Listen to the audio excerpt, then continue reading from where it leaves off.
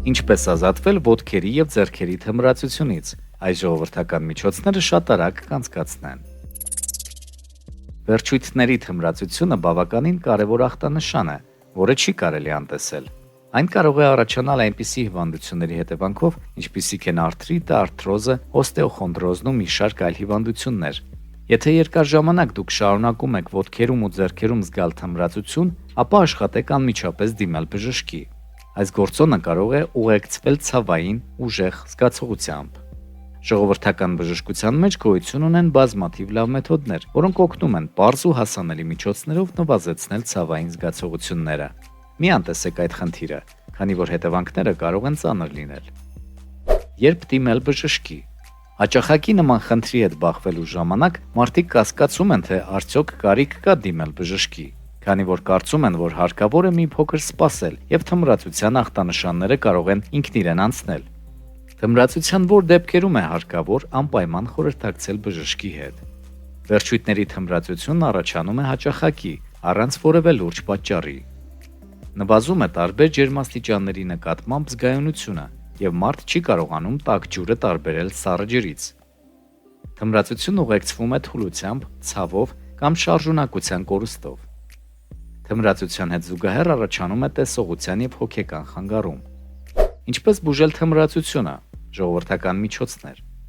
Իշարվույթ, ռուսերեն դոննիկ, ճշգրիտ անունն է իշարվույթ դեղորայքային։ Մի շարք ֆիտոթերապևտներ կարծում են, որ վերջույթների թմրացության դեմ պայքարող լավագույն միջոցը հանդիսանում է դեղորայքային իշարվույթը։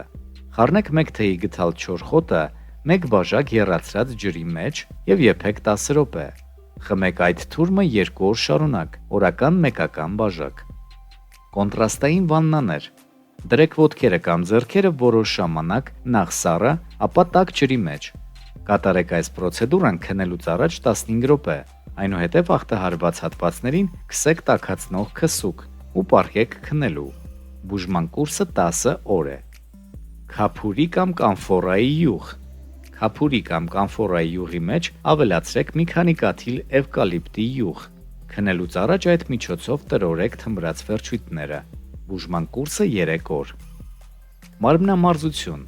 Ձեռքերի մատների ու դաստակների թմրացության դեպքում հիանալի օգնում է մարմնամարզությունը։ Բարձրացրեք ձեռքերը վեր եւ սկսեք ծալել ու բացել մատները։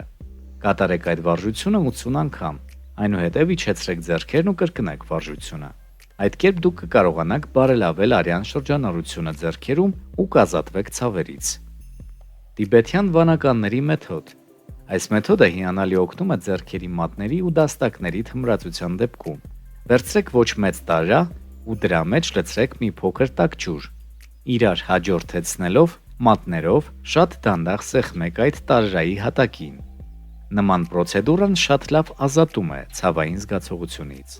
Օգտվեք այդ խորհուրդներից եւ առողջ եղեք։